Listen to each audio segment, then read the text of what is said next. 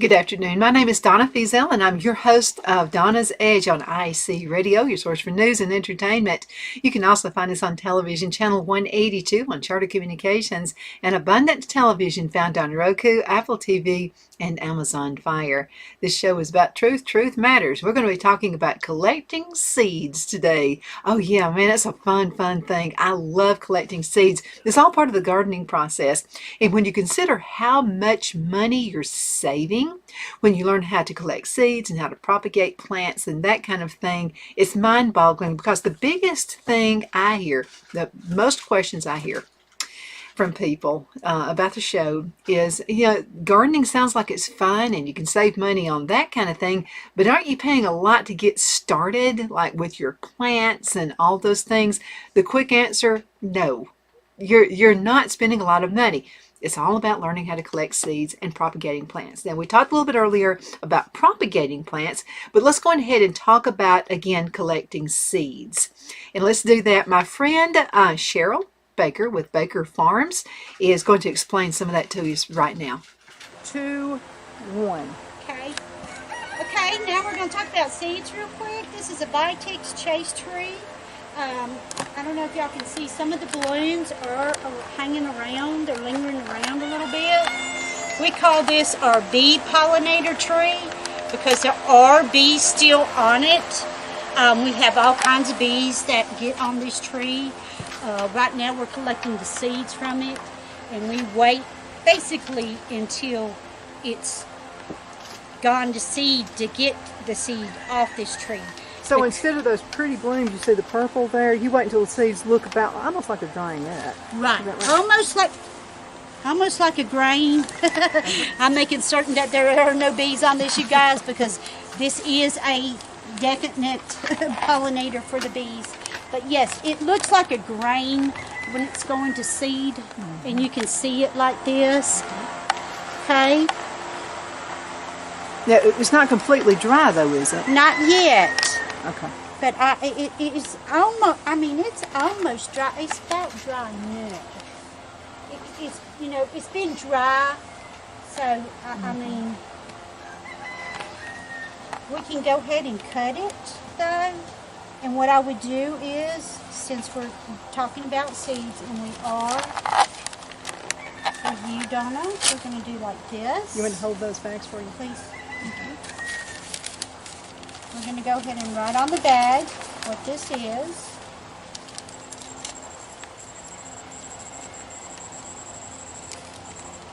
Good old Sharpie pen, best way to go. Yes. Write it on the bottom.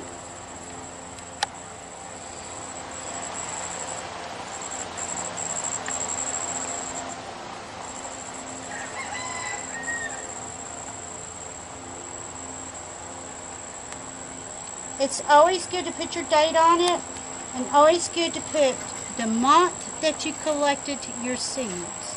And the reason why is because you want to put the month, because when you put the month in, you're going to sow your seeds exactly 3 months from the date that you collect your seeds. Oh. So we're in October. This is going to be the first week of October, okay, because it's the last month of September. So the first week of October, so we're going to count November, December, January will be the first week of January when you sow your seeds, because that's how growers do it. Since we are growers, we have week 1 would be the first week of our seeding. So that's how we do it. We do it in weeks on our calendar. We have week 1, January, which is our weeks that we grow. Week 1, week 2, week 3, all the way down. So January, your first week, is when you sow the seeds. Okay? Yeah, you don't want to do it too soon. Right. Or too late. That's right. Too late, too soon. So you always write the month that you actually picked it, okay? So we're actually in the first week of October. Okay? Thank you. So, and could you run and get the other The cutters? scissors? The ones that look like snips, Okay. so that we make certain that we get the right. And, it doesn't take much on these kind of seeds because they're real easy to come up. But I will make certain that we do, since it's been real dry, that we do go ahead and just put a lot of seeds. Because they'll finish drying in the bag.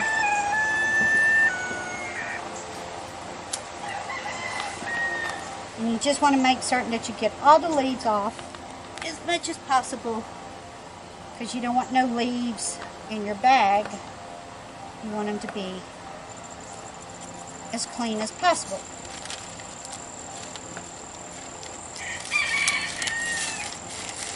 And they will finish drying in the bag, just like that.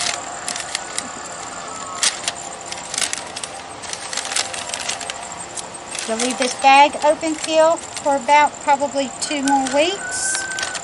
If you have like a room, probably y'all's studio, where it's real nice and cool and not too hot.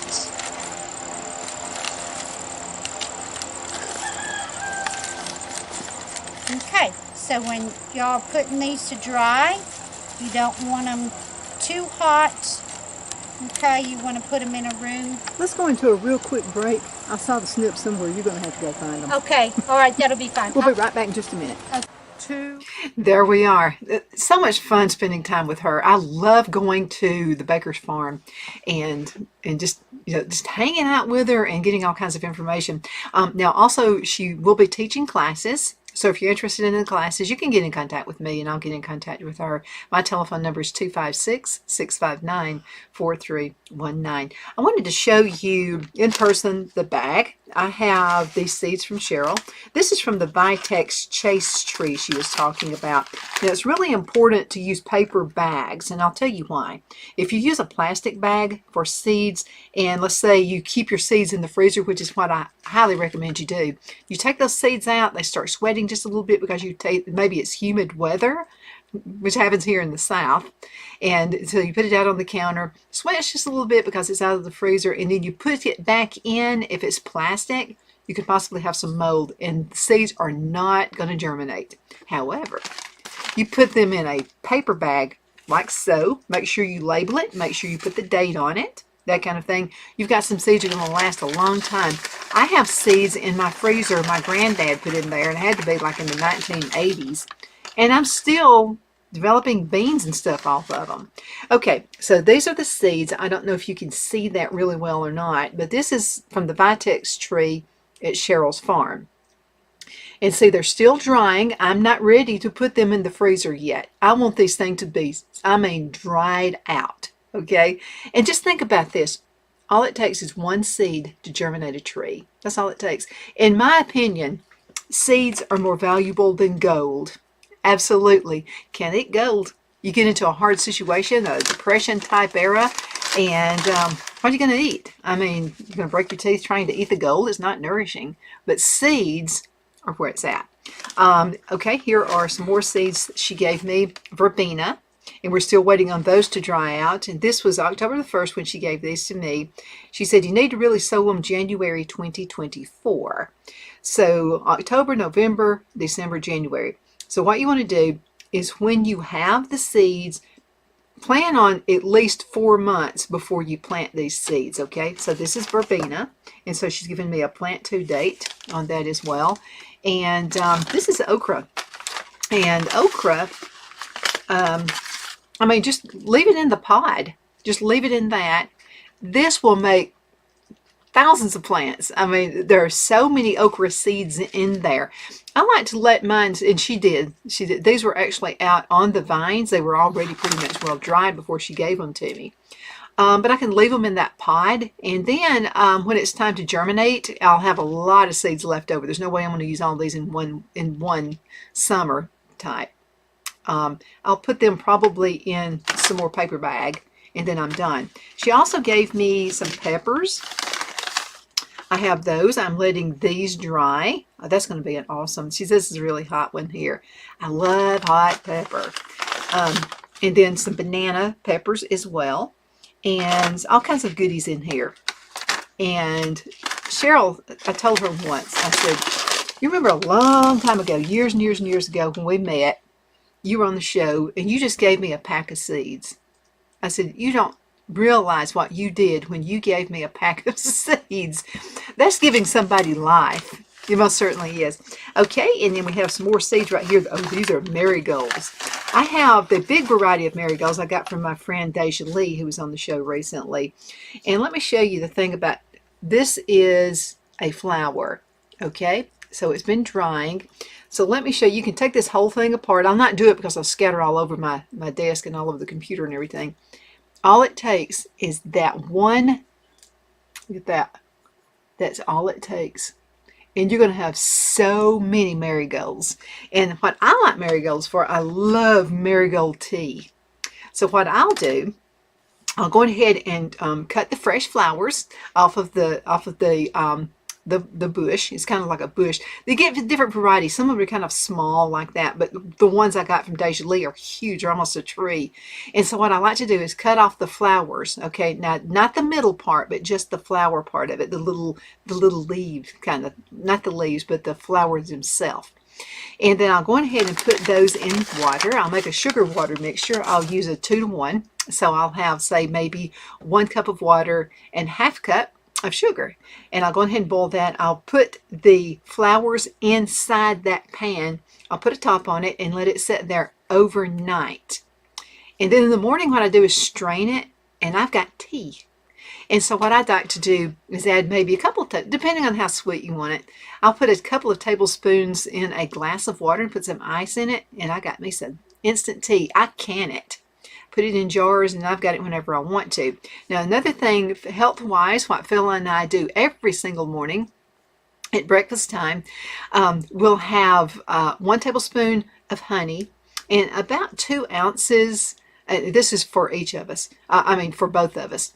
And then you want 2 ounces of apple cider vinegar, and then you'll add more water until you have about a cup of the mixture. I add 1 tablespoon of whatever flour sugar syrup I have, and I put that in there, and 1 tablespoon of honey. Mix it up. I'll put a little cinnamon in there too. I love my cinnamon. Put a little bit of cinnamon in there too, and it's a good healthy drink. And you stir it up really good. The cinnamon can kind of make it not stir really easy. So I've got one of these little tiny mixers I use, and I put that in there, and it just gets everything all mixed up. We have that with our breakfast every single morning, and it's good for you. And again, it's nature. It's right out here, caught fresh on the farm. No additives, no preservatives. It's super, super good for you. Let's go into a commercial break. We'll be right back in just a few minutes.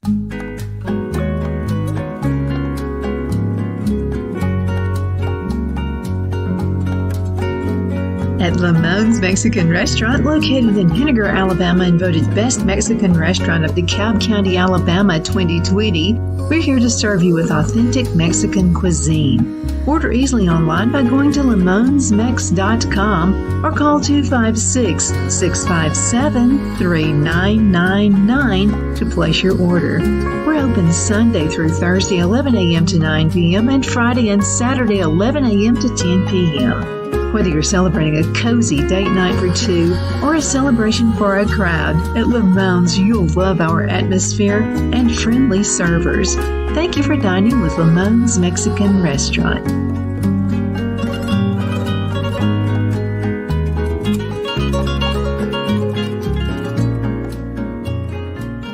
My Towels solved the problem that we've all had with towels. You go into the stores and they feel lotiony and soft, but then you get them home and they wind dry you. That's why I made My Towels. They actually work, they're soft, and they absorb.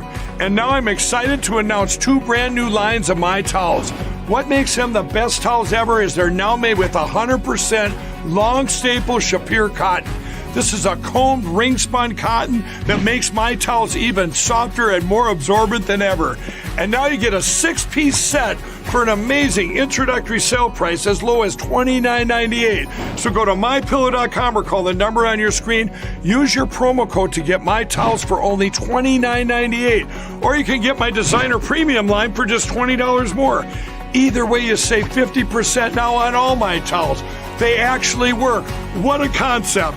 This offer won't last long, so please order now. MyPillow.com At Liberty Bank, we're all about community, whether it's to help with a charity fundraiser or help families in need. Toys at Christmas or a local football team, we're here for you. You see, we realize the importance of family. Sometimes it's to build a new home or necessary home repairs. We're here for you.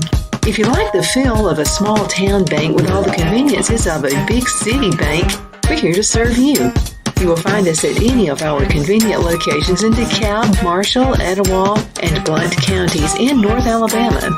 You can call and speak with any of our friendly staff at 256-659-2175 or check us out on the web at libertybankal.com. And thank you for your support of our community.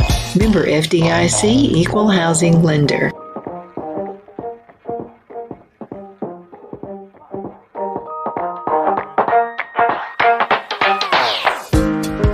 Jeff McCurdy of the McCurdy Law Firm has been a public service of this area for over 10 years. McCurdy, a member of the Henniger City Council, serves as prosecutor for the town of Sylvania and was named public defender for the city of Rainsville. The McCurdy Law Firm is located at 17326 Alabama Highway 75 in Henniger to better represent his Jackson and DeKalb County clients. If you need to be represented by a true public servant with proven success, call Jeff at 256-996-8701 or send a private email to mccurdylawfirm@gmail.com. No representation is made that the legal services performed is greater than the legal services performed by other lawyers.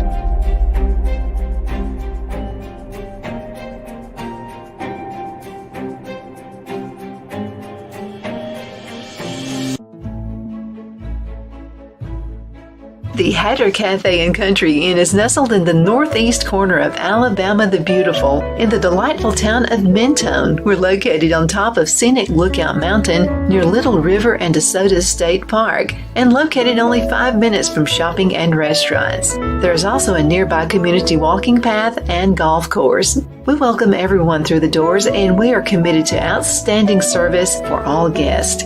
At the Hatter Cafe and Country Inn, we invite people from all walks of life to come and get away from it all, enjoy the open spaces, treetop views, fresh, clean air, and experience Southern hospitality at its finest. We look forward to hosting you. To reserve a special event, or if you would love a special getaway at the Country Inn, you can call us at 256-634-2018.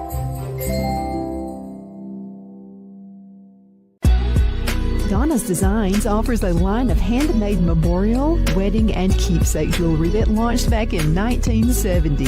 I'm a self-trained jewelry designer, and I will work closely with you to create unique designs you can love and treasure for years to come. Whether that be flowers that were used in a funeral arrangement or stones you found on the beach at a memorable trip, call me at 256-659-4319, and let's think of the possibilities. We're back. My name is Donna, and I am your host of Donna's Edge Talk Show, where truth matters, and we're getting that true information out there to you as well. I love gardening. I mean, it's such a pastime. If you have a rotten job, my friend Tom Williams actually owned the first television station, TV 24, out of Jacksonville, and he used to own that station. And so his wife, Nancy, worked for a government job. It was like a government agency job. And he said, I don't know what she does, but when she comes home from work, sometimes she's extremely frustrated. And he said, I will ask her, how did the job go today? And she'll say, if I told you, I had to kill you. There's some things that secrets she knew.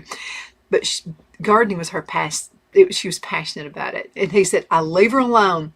He said, she comes home, she goes out in the garden, she comes back a better person after she's done her gardening. We're talking about seeds, and we're talking about how to capture those seeds. You need to keep them in a paper bag. Yeah, absolutely. And what I would do, by the way, when I take this and put this, I have like the freezer is just crammed full of all kinds of seeds that I've collected throughout the years. And so what you want to do is make sure everything's down at the bottom, and then you want to fold it. Now, make sure you have it where you can see what the seed is. Okay, so like here we can see what the name of that seed is. You can see where it was captured. And you can also see the date it needs to be planted. Okay, so I've got all of that in here. I like to put a little piece of tape on it right here because, you know, things are going to, you know, open up in your freezer and you'll have seeds all over the place. You keep everything together and you'll know exactly where those seeds are. Okay, so that's step number 1. I have another video I'm going to show you. It's just about a minute or so, and this is when I was at the baker's farm. So I'll show it to you right here. Cheryl Baker. 2, 1. So, back to our seeds again. When we're cleaning them, you just want to cut them and put them in a bag. And one more time, you guys, when you're cleaning your... Donna, can you hold those scissors for me? Thank you. And also this pen. Okay. Thank you, ma'am. So when we're cleaning our seeds, we're just going to cut them, you know, and just try to get them off the branch. If you lose a few, you guys, it's okay. Look at all the seeds you're getting. You're getting hundreds of them. You know, if not thousands of them. It takes one to germinate into a tree, right? That's right. It only takes one. And you guys, I'm going to tell you something. Come with me. Put that on pause for a second. 2. So we're back. My name is Donna, and I am your host of Donna's Edge on IC Radio, your source for news and entertainment. We're back from talking with Cheryl, and she's talking about seeds and how to collect those. So I have some more information for you, and this is readily available as well. And you can find all over the internet. Just make sure you're really careful of your sources, because some people really don't have that degree behind them like Cheryl does. So when I look for stuff on the internet, I make sure that it goes along with what she teaches, because she really knows what she's talking about. Okay, so how do you collect seeds and how do you store seeds? This is extremely important. You can collect all the seeds in the world, but if you store it wrong or you don't correct them the right way or the right timing, you've done it for nothing. So collecting seeds. So here are the steps. Okay, you want to harvest the seeds on a dry, sunny day. Don't do it on a rainy day. It's going to take you forever to get those things dried.